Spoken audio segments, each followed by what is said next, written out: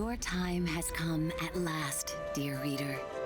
While we began this tale long ago, we hope it is yours to finish.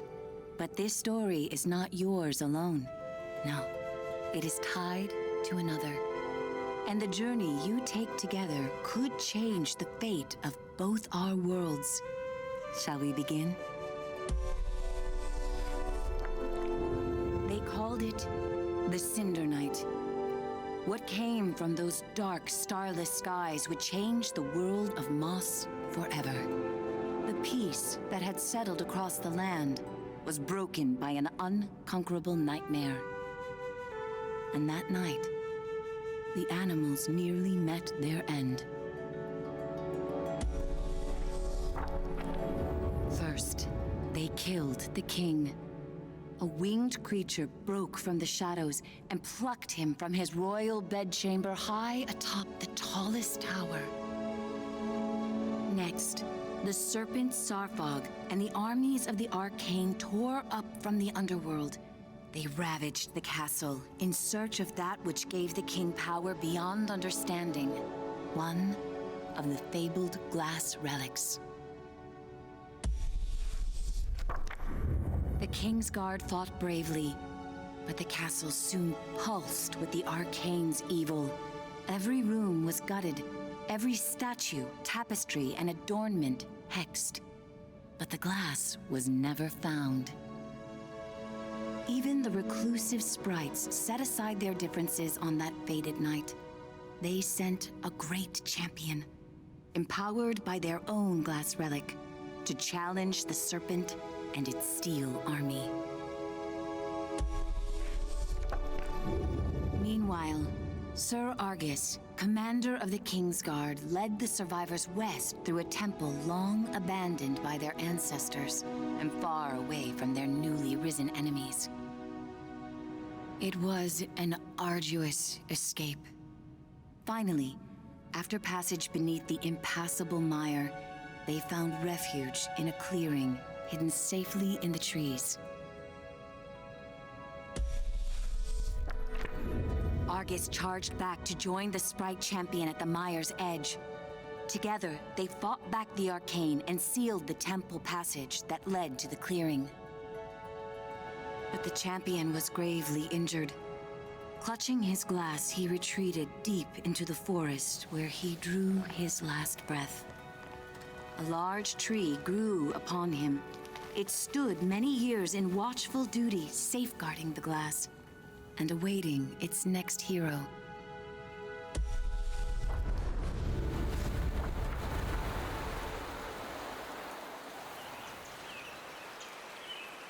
That hero, albeit an unlikely one, did arrive at a time she'd be needed most.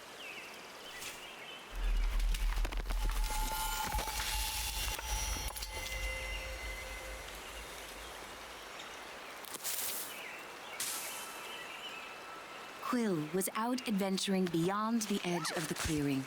Dusk was creeping in, but she wondered what she might find if she went just a little farther.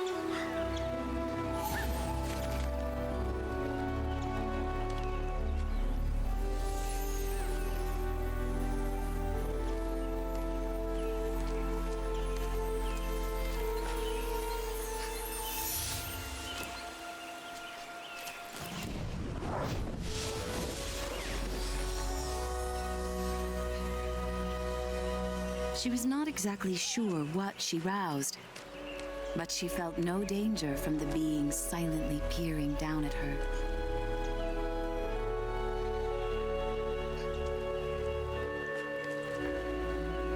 Quill had to hurry. The village gates would soon close, and night would follow.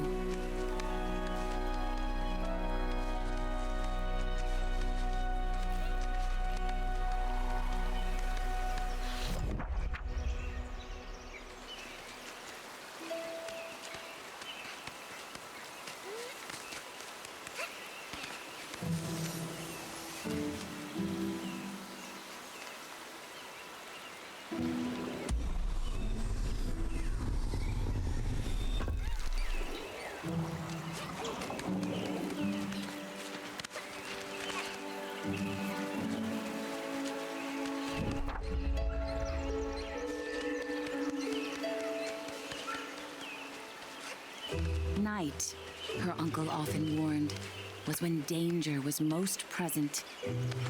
But Quill preferred the stories of the magical creatures that woke to protect the forest.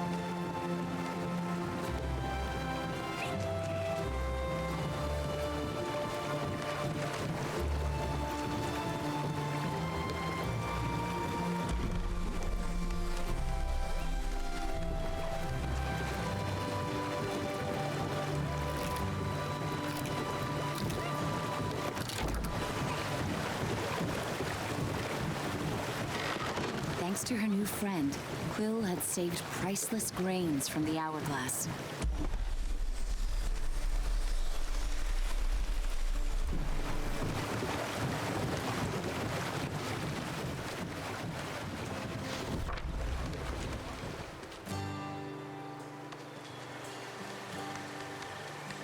She raced to the door of the cottage she shared with her uncle, hoping once he saw her discovery, he'd lose himself in tales of its legend.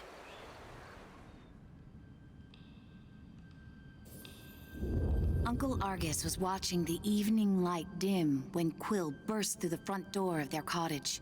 Uncle, there's something you have to see. Out past the bell again, He scolded. Quill, I've told you countless times. I know, Quill replied, crestfallen. I didn't mean to worry you, but I found something strange and magical. Quill's hands trembled as she showed him the glass. What is it? She asked. A look of panic spilled over her uncle's stoic exterior. Where did you find this? Roared Uncle Argus.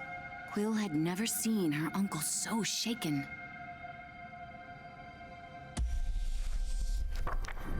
Just west of the clearing, she explained. And as soon as I picked it up, something started helping me. Uncle Argus followed her motion. A reader? With you, here, right now? Quill, what you found is very powerful and very dangerous, he said with great concern. If I could take this burden from you, I would. But this reader has chosen. Even with the moon full and bright, I must go right away. Quill pressed. Where are you going? I can help. We can help. No, he snapped. They'll find you and tear you apart. I have to go alone. It is for your own safety and for everyone here in the clearing. His long, heartfelt hug told her he was heading for danger. I'll be back before midnight. Until I return, I need your word you will not leave the clearing with that glass. Promise me, Quill. I promise, she said reluctantly, wondering where her uncle was going so deep into the night.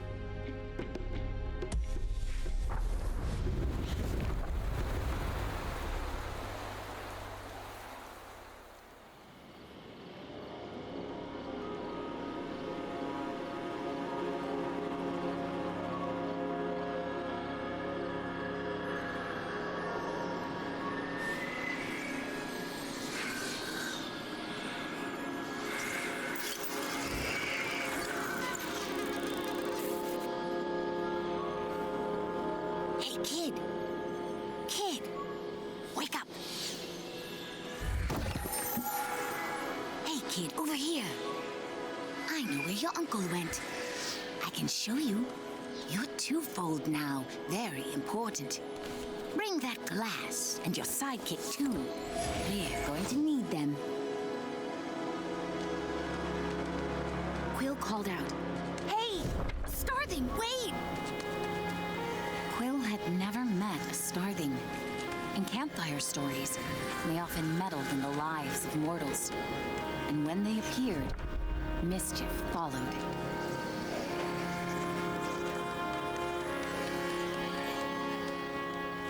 Passage through the eastern gate was strictly forbidden. But despite her promise, Quill knew in her heart that Uncle Argus needed her. Quill demanded answers. Starthing, you can't just barge in here with your riddles. Where is he? What do you know? The trouble your uncle's heading for is the kind only you and that silent giant up there can get him out of.